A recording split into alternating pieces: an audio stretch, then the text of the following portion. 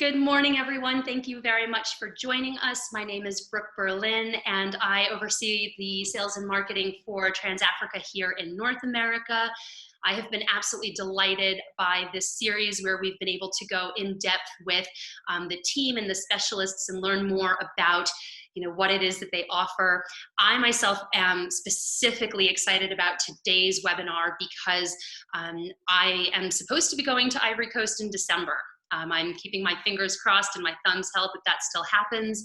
And so with that, I myself have not yet been. I don't have personal stories or insights to share. I'm kind of learning as we all go.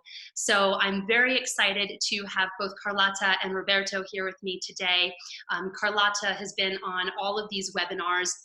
She is a part of the team based out of Italy. She is someone with a degree in philosophy, in anthropology. She leads tours. She has a lot of experience in West Africa and is there to work with you and your clients on building itineraries. And so I'm a wonderful person for you to see and know. And then Roberto Cerea.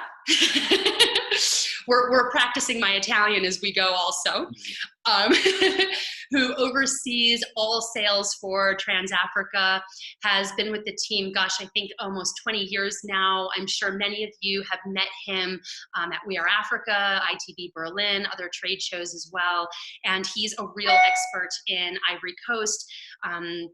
He has a number of published papers in ethnography. He's worked with National Geographic. He's worked with a lot of the different people that have come through West Africa. So very excited to have him join us today and tell us about Ivory Coast. So with that, Roberto, why don't you take it away? Thanks, Brooke. Thanks, and it's a pleasure for me to be with you now. And hi to everybody. So we talk about Côte d'Ivoire. Côte d'Ivoire is a country with two names. Côte d'Ivoire is the official name by law. By law, it should not be translated, but usually we say Ivory Coast. The name comes from Portuguese sailors who crossed the Gulf of Guinea since the 16th century, and when they arrived in this piece of land, they say, okay, they call it the Costa do Marfim, sorry for my bad pronunciation, and from Costa do Marfim it became Côte d'Ivoire when the French arrived as colonizers.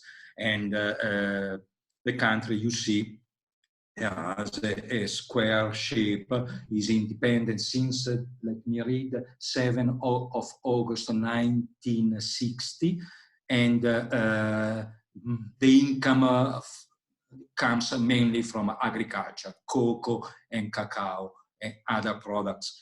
Cocoa, we are talking about the first producer of cocoa in the world. So the country is not relying in natural resources, is relying in agriculture.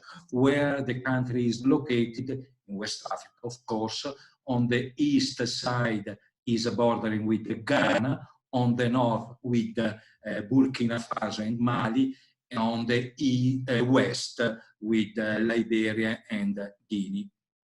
Also in the south with Gulf of Guinea and so the ocean.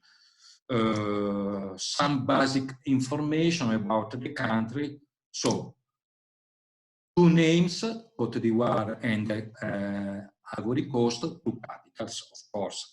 Yamoussoukro, which is the legislative capital since 1983, the village, native village of late President Houphouët-Boigny, and Abidjan, which is the administrative capital and where there is the economical power of the country.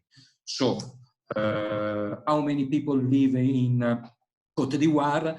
July 2020 estimation is 27,481,086. Maybe they became 87, 88, just for the fun. So, and the language, the official language is French. but people, they speak also native languages. Around 60 native languages they are counted in the country, of which Eula is the most widely spoken language. So this gives you an idea of how rich this country is in terms of tribal life, tribal traditions.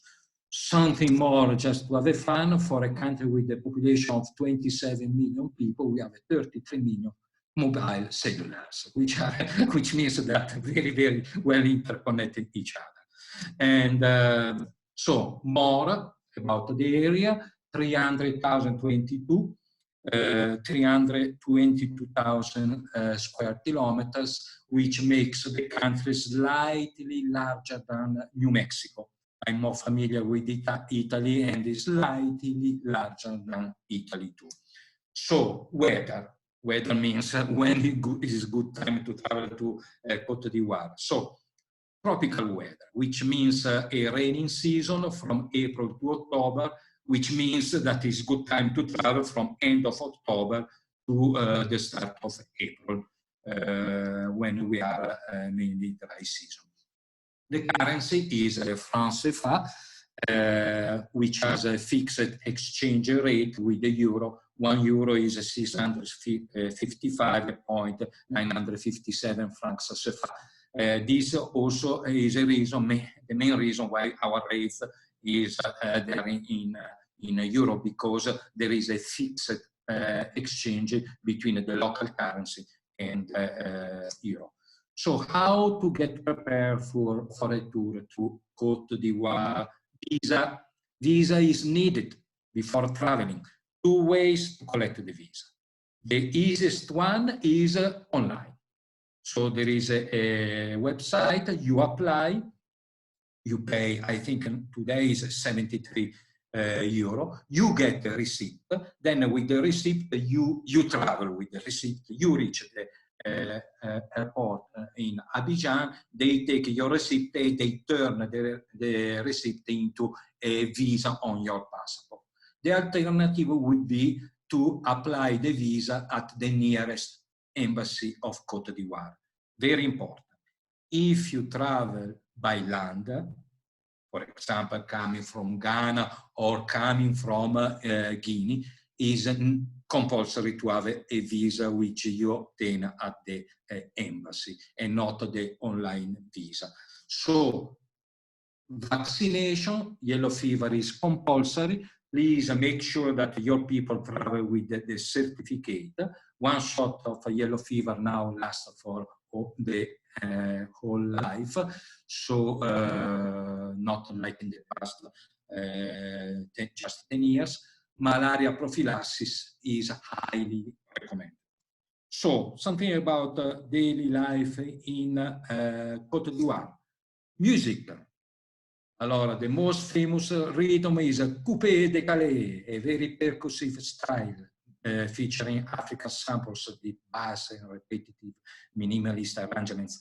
So, as a name which I have in mind about Ivorian music is Magic System, which is a group in the show business now for at least 15 years. Just amazing.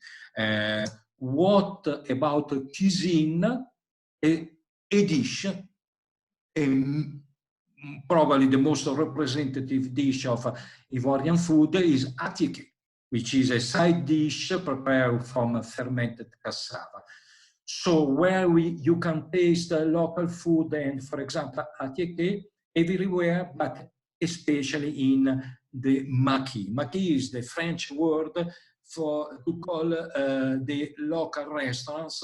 They are very nice everywhere in the country, open air restaurant where you can sit and have food, fish, chicken, beef, accompanied with tomatoes, onions, and of course, atiké. So, highlights of the country.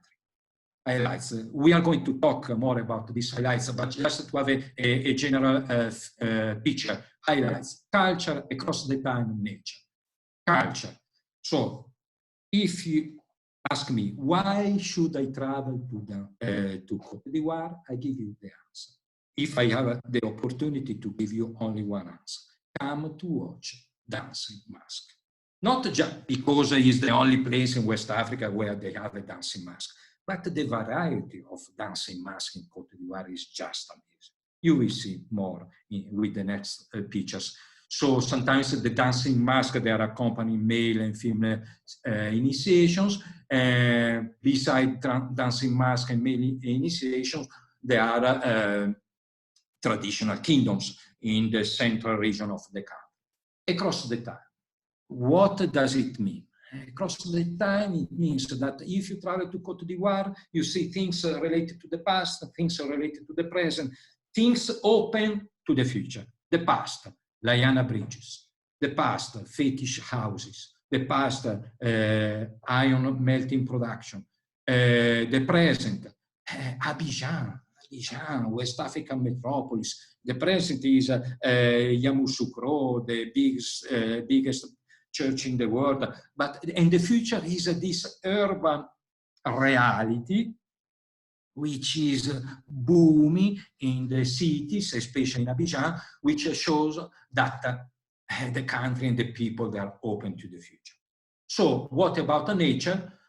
3 layers. First layer in the south, ocean, and so mangrove swamps, rainforest in the central regions around Abenguru and Man mainly, and savanna in the north. So let's move ahead.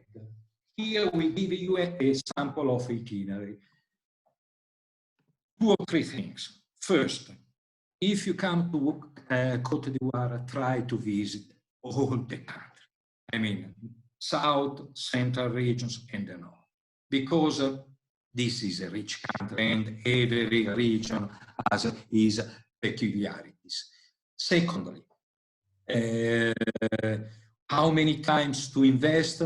I would say around 10, at least, if you wanted to visit all the country, 10, 11, 12, 13 days.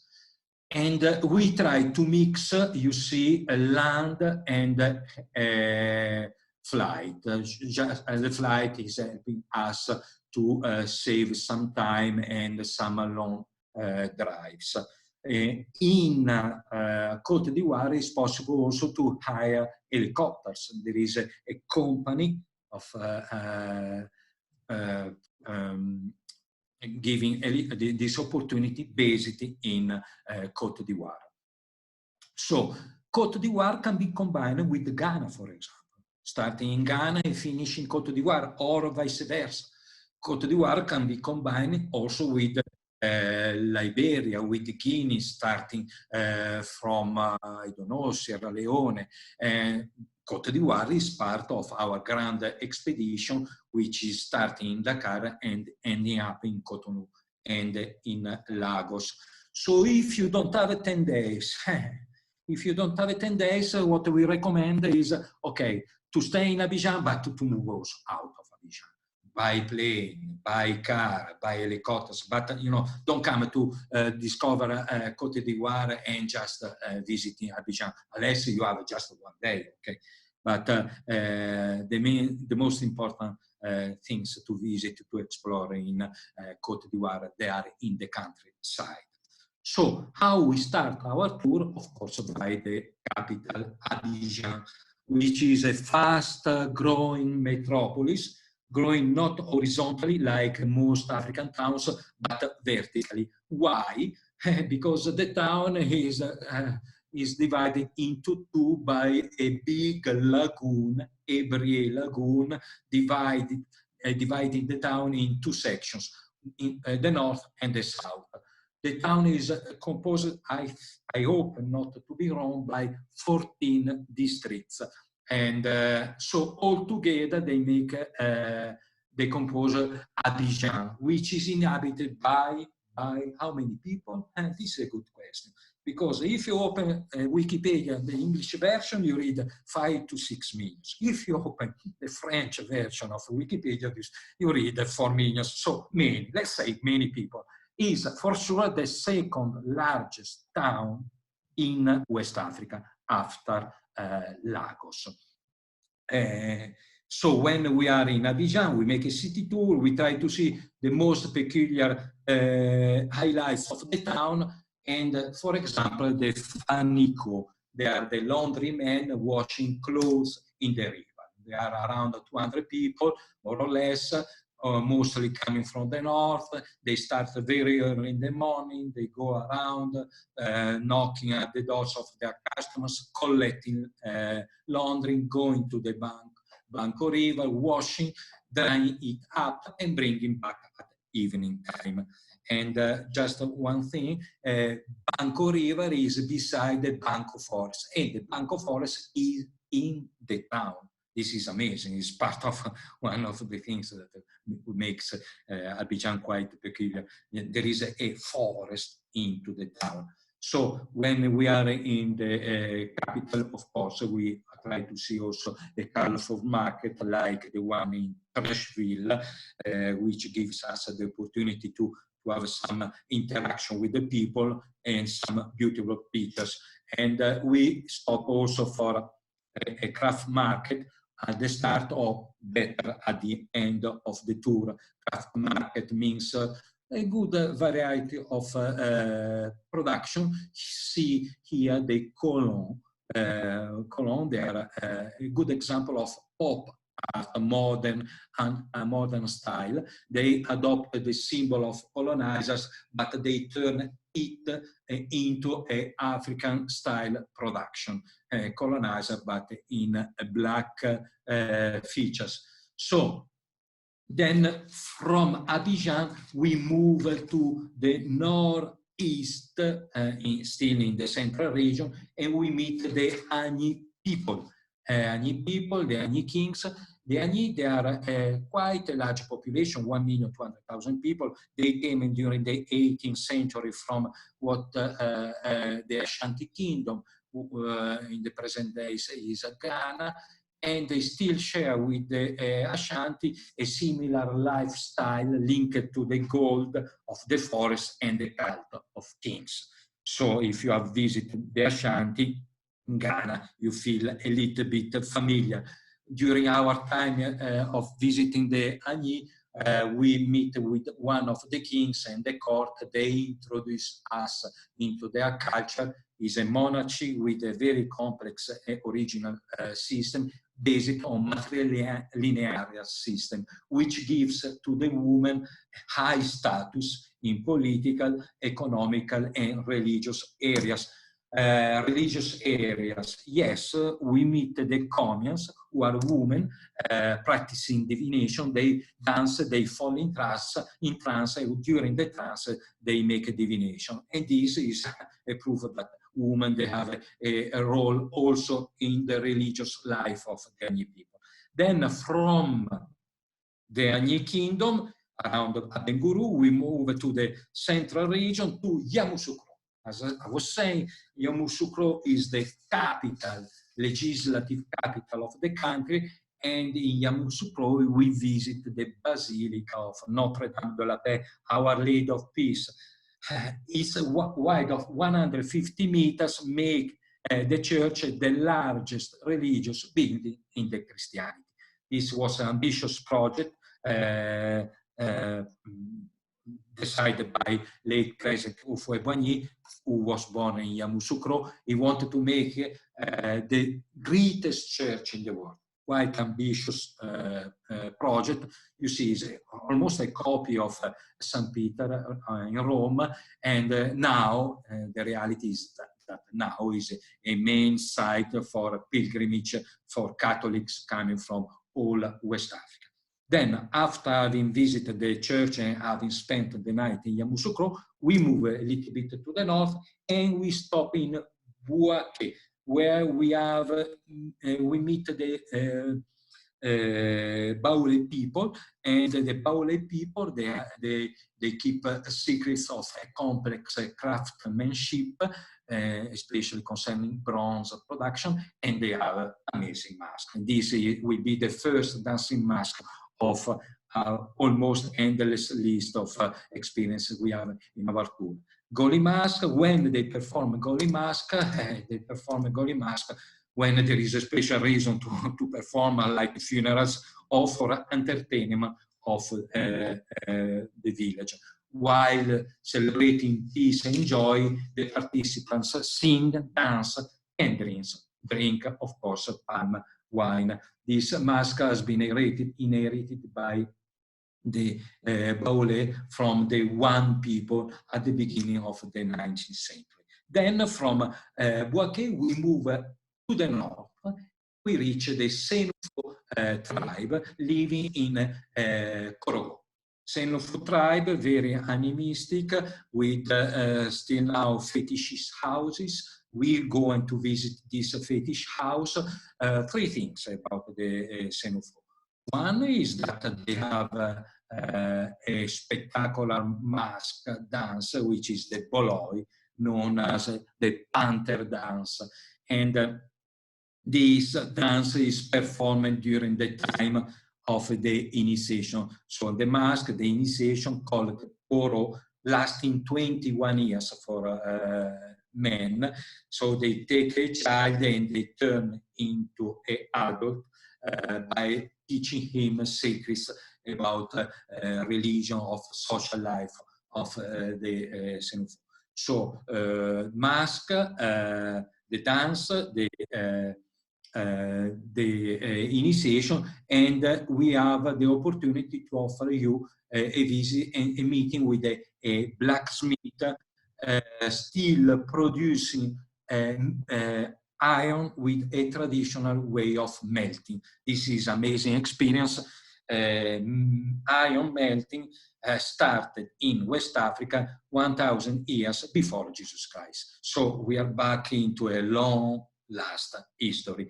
We thought that nobody was anymore able to keep alive the tradition of this traditional way of producing iron. We have been able to find a man around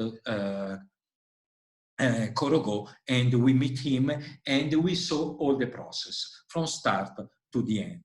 Then from Korogo, we move to the west side, still in the north, and we meet the Fulani. Fulani they are everywhere in West Africa. If you traveled already in West Africa, for sure you visit at least once a Fulani village. But it's always interesting to make this experience of spending time with the Fulani because they are nice people, friendly, and they are beautiful people, famous for their beauty and for their jewelry. You see also in the daily life, they take care of themselves. Usually, when we visit a village, we deal with the women and children because the men, they're out in the bush with the cattle. So then from a Fulani village, we go a little more to the west side and we meet the Dozo. The Dozo there, Dozo is a word coming from Bambara language and it means hunters. And what we do with the Dozo, we walk in the savannah with them.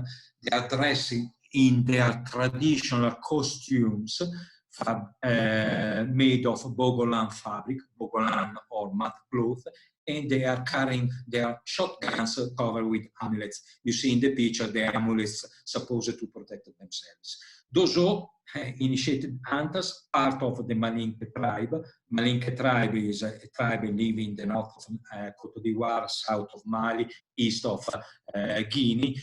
We are talking about a large population, one of the largest ones in West Africa, 11 million people. The Dozo, they are not just a sample of the tradition, but now they came into a political prominence because they have been integrated by the administration and helping the administration to monitor the territory and so to guarantee security, because probably they are the best people in terms of knowledge and experience of the territory, and they are helping. They are very effective because if we can't, Ivory Coast is a safe country, is also because the help coming from the Dozo.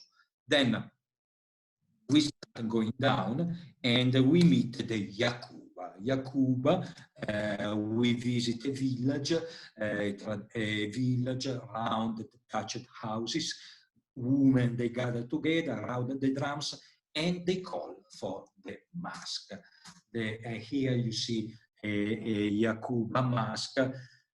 Here you have the experience how great it can be a authentic performance of mask in an African village. And you understand the meaning of authentic. Why authentic? Because you feel that these people, they are performing the mask not because you visitor coming from abroad, you are there, but because the mask is important for themselves. And you have all the crowd, all the villages surrounding the mask, and you have interaction. So the show, what is the show? The show is not just the mask, it's the mask is the people, and is a traditional festival. So from Yakuba village, we reach Man, and from Man, we move around and we go to see a Lion Bridge. The tradition says that they are secretly built by young initiated men over the course of only one night. They are surrounded by magic.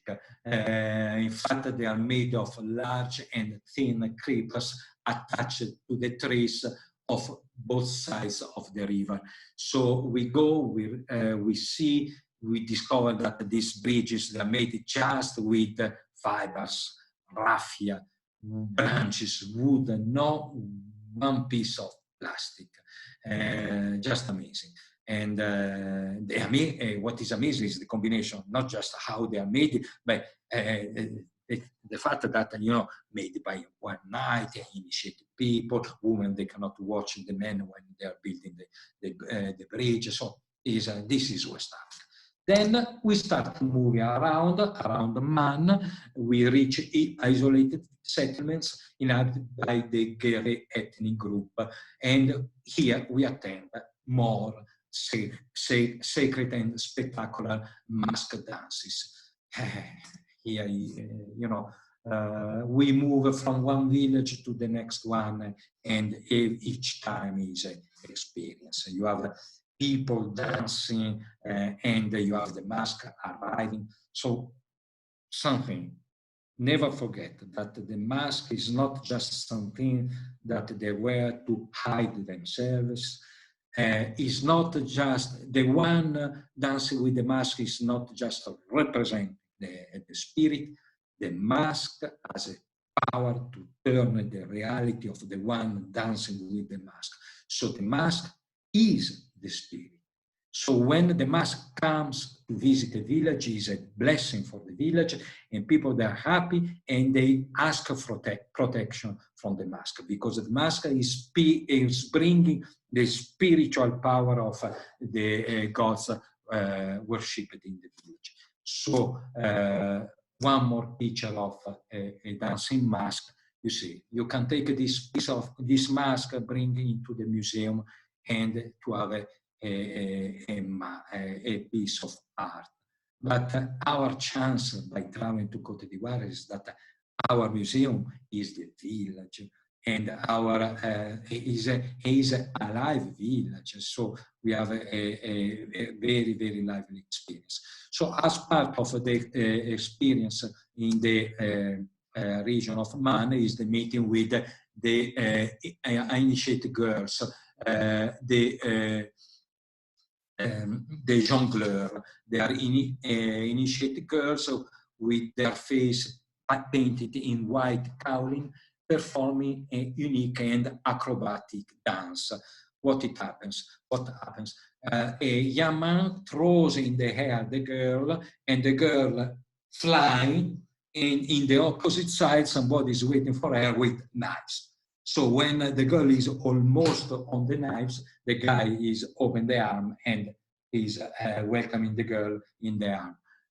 Why they perform this dance? One, so the men, they show their skills. Secondly, the last but not the least, is that the girls, they get ready to the challenges of the life. So it's a show of bravery, for an opportunity to show for the girls that they are brave and they are ready for the life. And so when we travel in Côte d'Ivoire, we meet, beside visiting villages and cities, beside attending traditional events, we meet people. We meet people, beautiful people, very friendly people. This is part of the experience. You will never read in our programs, you meet people, but this is the frame, and sometimes the frame is more is as much interesting as the picture there is in the frame. So from Man, we take a flight, a domestic flight, and we reach Grand-Bassam, which is the former capital of French Ivory Coast colony. It was the capital from 1893 to 1896. Then, because of yellow fever epidemic, the capital moved to Abidjan. So why we stop in Grand-Bassam? Because Grand-Bassam is a kind of open-air museum of colonial architecture. We still we are able to see some buildings built by the French. They are quite decadent, but the decadence is part of the beauty of the town. So the Costumes Museum, for example, is located in the French Government House, or there is the Law Court built in the 1910, or we stop to see an old post office.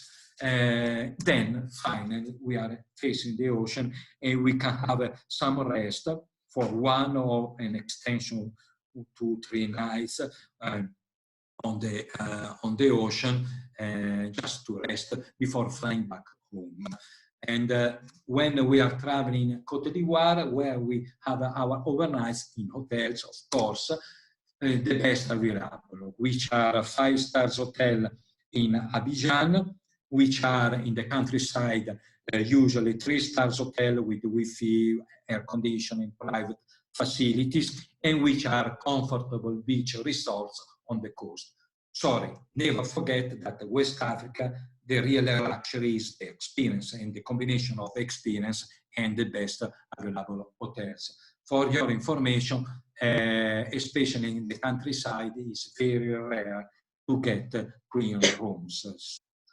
Keep this in mind when you are preparing a tour to Côte d'Ivoire, and we should be able to remind you that twins are difficult to find. So a couple of pictures of hotels in Côte d'Ivoire. Here you have the Sofitel, one of the 5-star hotels in Abidjan. Sofitel is not just a hotel, it's a symbol, one of the symbols of the ambitions of this country during the 70s and 80s. It is a mastodontic hotel with 423 rooms, and I don't know how many restaurants, movie theaters. So it's not the only one, but the picture of something happened. Sorry. Allora, Ivory Coast, or you have a picture also about a comfortable beach resort on the coast. How we travel in Côte d'Ivoire: 4-wheel drives, vehicles, and domestic scheduled flights. There is a good network of scheduled flights connecting Abidjan with Korogo, with Bouaké, with Odiene, with Man, and reliable. So this, as I was saying at the start, is helping us to save some time, some long drives. I remind that it's possible to hire also helicopters in the country. So I think I made my part. Now, please, Carlotta, is your turn. Okay, thanks. And so to end this series about of our webinars about TransAfrica and West Africa, I will just give you a brief summary of what makes TransAfrica different. And I know that I've already talked about everything that is listed here. So I've talked about originality and passion, transparency. I talked about the fact that we are the specialists of West Africa. safety, knowledge and respect, and social sustainability. Now, for the sake of today's webinar, I will spend a few words on safety in relation with Ivory Coast to really show you our commitment to safety, because we all know that safety is one of the main concerns of clients who want to come to West Africa.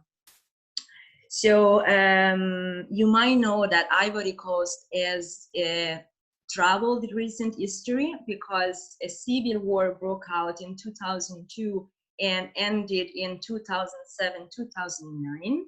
And we used to operate in Ivory Coast before the civil war, but we decided to stop all our operations, all our tours, all our itinerary a while before the situation went bad. And this for me is the best proof that we are really committed to safety. And so we went back to Ivory Coast when we were sure that the situation was entirely safe. So how do we guarantee safety? And I'm going to repeat myself, but it's important because we keep monitoring the website of the Foreign Ministry of Affairs to see if there is any warnings. But most of all, we are in touch, constantly in touch with our local guides who know before anyone else if there is tensions or a suspicious situation that might require an itinerary to be changed or suspended. And that's what we do in Ivory Coast. We did in Ivory Coast, for instance. And then to really end this series, I'm going to talk about originality. And I hope that by now you understood what we mean by originality. So traveling in West Africa, it really means traveling out of the beaten tracks and having the chance to know an unknown region. But most of all, it means having the chance to attend rituals, ceremonies, mask performances that are real, authentic, and therefore original, because as Roberto was showing, all these ceremonies are not staged. Those are for the local communities, and we will only be the guests. So how do we assure this originality? Because we know the area, we know the local community, and we know that in that area, at that specific time of the year, there might be a chance to see ceremonies or rituals or mask performances. So we set the itinerary in order to be there at the right time and give you the chance to attend these amazing cultural performances. And one more thing, traveling with us, it doesn't mean going from A to B, but it means having the chance to stop along the way in case there is something extraordinary happening. So you will have the chance to see things that are not scheduled in the programs. So this is why we are so committed, and this is how we are so committed to originality, and this is our proud. And now the last slide will be about what we offer. Once again, we offer 35 years of experience on the field. We offer continuous scouting and itineraries updating, guides that know the local communities and have access to any villages, and last, multidisciplinary staff in the offices. And with this, it has been a pleasure to be with you during this webinars, and I hope to see you soon in West Africa.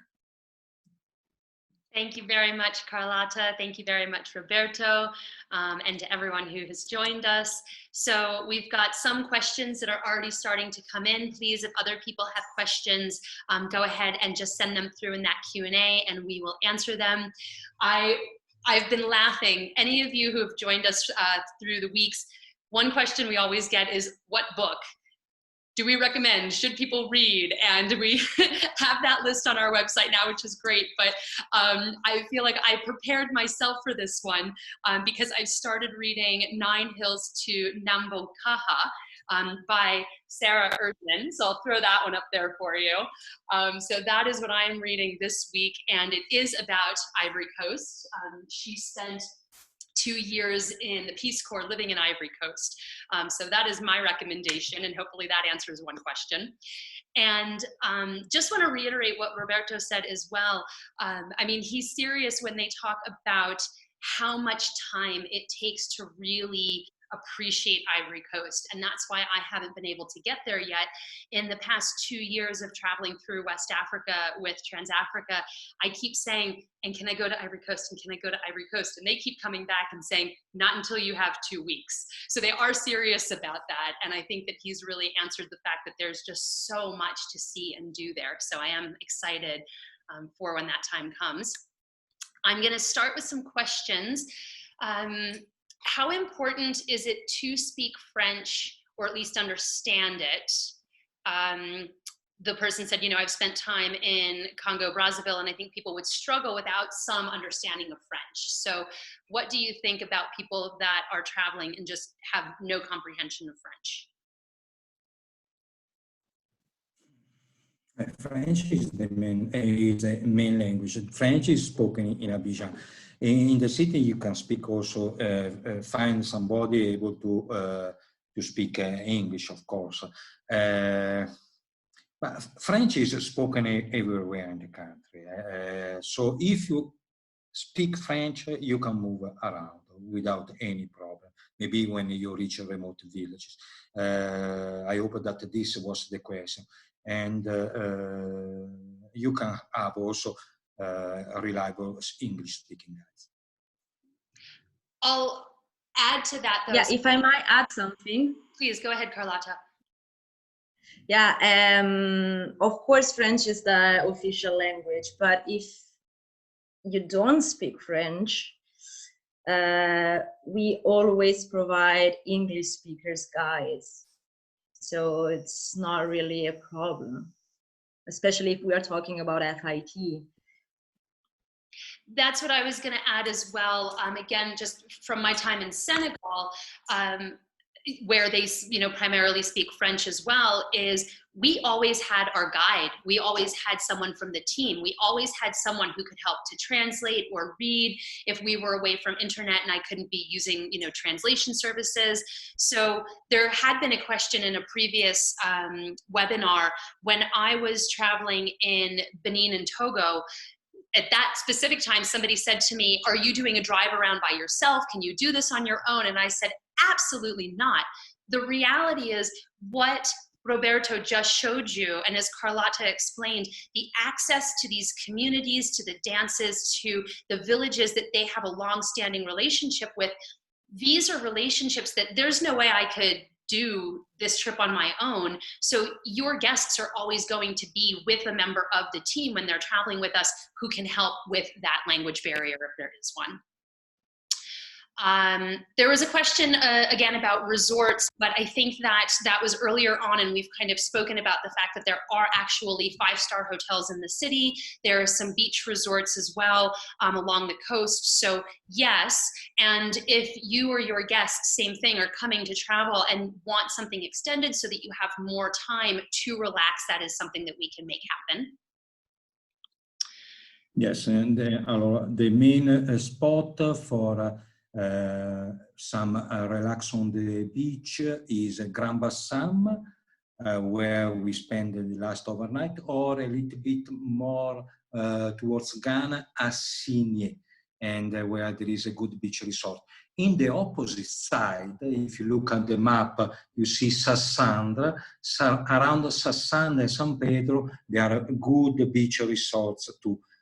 We usually in our tours we avoid that region because the roads, they are very bad, but there is a daily connection between Abidjan and San Pedro. So if you want an alternative to Assigné and Grand Bassam, you can get a good beach resort in the region around Sandra and San Pedro and Beredi, using the flight and not the drive from Abidjan and back to Abidjan.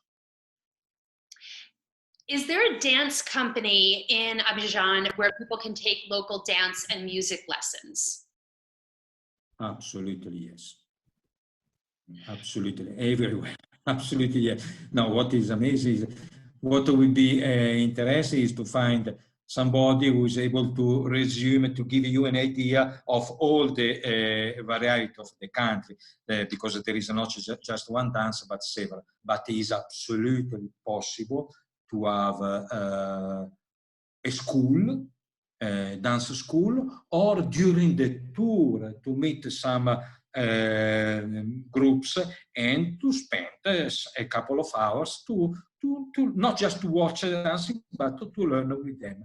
And what is amazing when you meet West African people is that if they understand, if you are able to speak some of their words, good morning, good evening, they laugh, they say, wow, that is great. But if you are able to dance like them, they say, you are part of our culture.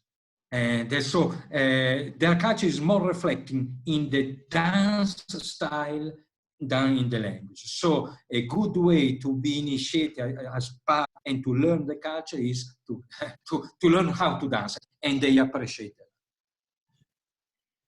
I learned how to dance and drum on the street when we were traveling from Togo into Ghana, and to the originality that Carlotta was speaking about, and the fact that a trip is not just A to B. One of the things that I've always appreciated is that even though we might be starting in one place, finishing in another, and we have, let's say, a festival or a dance that we're meant to be seeing, still, as we're driving, if there's something happening on the side of the road that's interesting, the guides always stop and pull over, and then you go and you're walking through the fields or you're meeting with someone.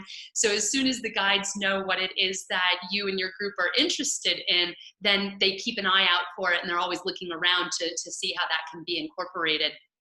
And also, not just dance and music, but across many of the countries, we've had questions about cooking classes and having clothing made, or learning about the textile industry. So again, really, whatever it is that your particular client is interested in, we can definitely create the experiences with the modern locals who are making their craft, who are doing all of the different things that make the country really kind of stand out. Yes, what we expect from our customers is that help us to understand as much as possible the expectation of your travelers. So they are looking for something very original, like a cooking class. Just tell us, just inform us, and this is possible everywhere. In the south, in the north, to learn how to prepare a ticket, for example, or a local tomato sauce, or a local spice.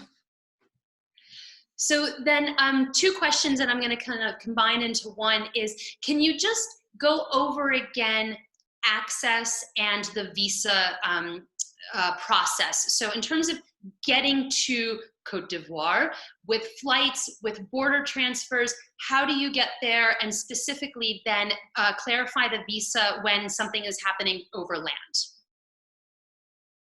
Okay.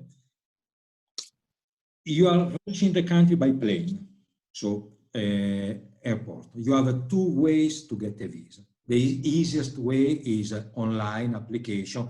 Then when you pay, you get a receipt, you travel with the receipt, you arrive at the Abidjan. They are very, very well organized. You give the receipt, they give you the visa. The other way to get a visa, if you fly to Abidjan, is to get the visa at the nearest embassy. So this is for people traveling by flight. If you travel by land, you have just one way to get the visa, is by the embassy. Why? Because if you reach a land border with your receipt, if you applied online, they don't know, they don't have the machines to take your receipt and to turn it into a a regular visa on your passport because they don't have the biometric machinery to make you a photo. So, two alternatives if you fly, online or the embassy, just one alternative if you reach the country by land, and this is by embassy. I hope I've been clear. Anyway, just, either by Brooke or direct your question to us and we try to explain. In Côte d'Ivoire embassy is in Abidjan. Don't feel scared if you open the website and they say, okay, you apply, you pay, but maybe your visa will be rejected. Never happens. So it's just a form they put on the website, but it works very well also the website. You apply, we as a TransAfrica, we provide you a booking confirmation because this is something that you have to add on your online application. Copy of your passport, the ticket, and the booking confirmation. Sorry. Once you put these three documents on the online application, few days later you get the visa, the receipt saying that your visa has been accepted.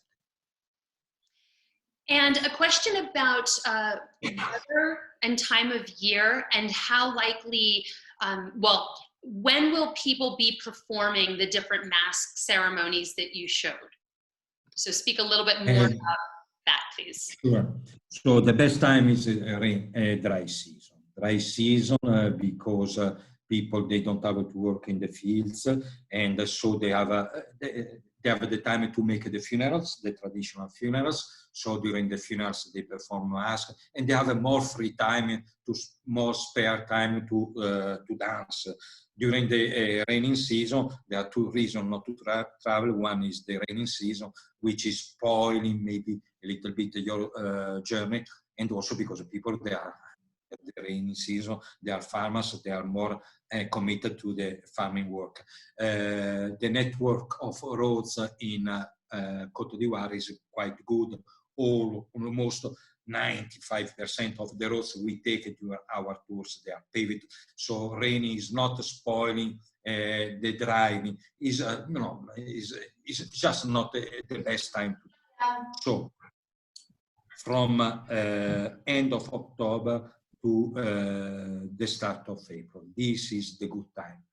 If you have somebody who says, no, sorry, because of my work, I can travel only in August, okay.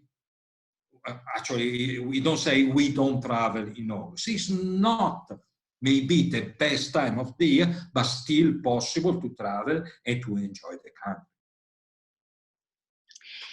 And when it comes to the guides, is there a local guide that accompanies the entire tour, or do you meet with different local guides in different regions?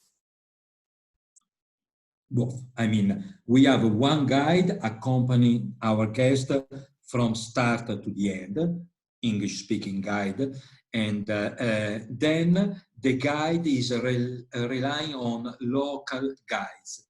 Why? Because they speak the local language. Okay, so they are a support to interact with local people. Back to the first question, sometimes it's a problem also for us traveling in Côte d'Ivoire with a country with 60 native languages. Sometimes you can reach a village where they speak only, a small language, a small population speaking a minor language. So we need local guides. Even if we have one guide for the entire tour, we need the local guides able to help us to set a bridge with the local people. And can you talk a little bit more about how tipping works? And with that, if you want to, at the same time, for anyone who didn't catch it in a previous webinar, speak about the inclusions in an itinerary or what guests would be expected to pay extra for.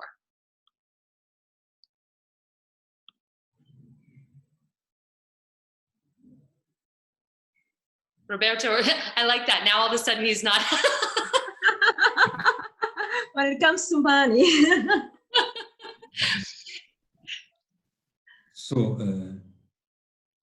I don't know if it is, maybe it's me or maybe it's my connection, sorry. So tipping, yes, tipping is always, it's not compulsory, but it's appreciated. And so what happens is that we give an amount as a suggested amount for tipping. Tipping means the staff. I mean, the guide and the drivers. Part of the budget of the cost of the tour is including also tips for people we meet in the villages. So we don't encourage our people to give money to local villages, but tipping to the staff, our staff, that makes sense, and we suggest an amount. But this is absolutely free. Yeah, if we want to be more specific, we can say that we could suggest around 60 euro per person for the tour leader and around 30 euro per person for the driver. This is more or less what we can suggest, but again, it's totally up to you. And when you say that, Carlotta, though, when you say let's 60 euro per person for the guide, you mean for the duration of the tour and not per night, because especially in certain parts of Africa, I know that tipping will be suggested or recommended on a per night basis. So when she says that, it's no, for the entire trip, yeah. Just wanting to clarify that. And yeah, I mean, that was exactly the experience that I've had in traveling as well. You are not expected to have small bills where you are paying to take photos, to participate in the events.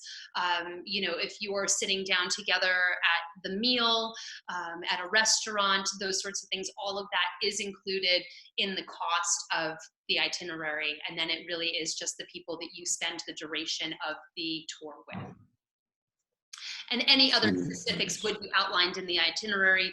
As we spoke about in a previous webinar, things like alcohol is usually not included in the cost of the itinerary. And so that is something then that people are paying for as they consume, whether it's lunch or in the evening time.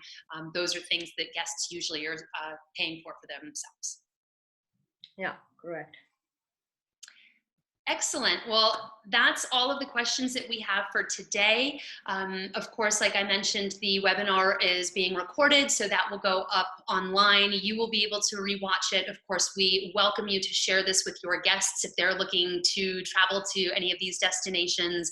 I will make sure that the TransAfrica team has all of the information for people that have joined us so that they can keep in touch with you as well with confirmed set departure tours. And I'm always available, as are they, if we can help with anything else. So thank you so much to everyone who joined us today. Bye. Bye, thank you. Bye-bye. Ciao.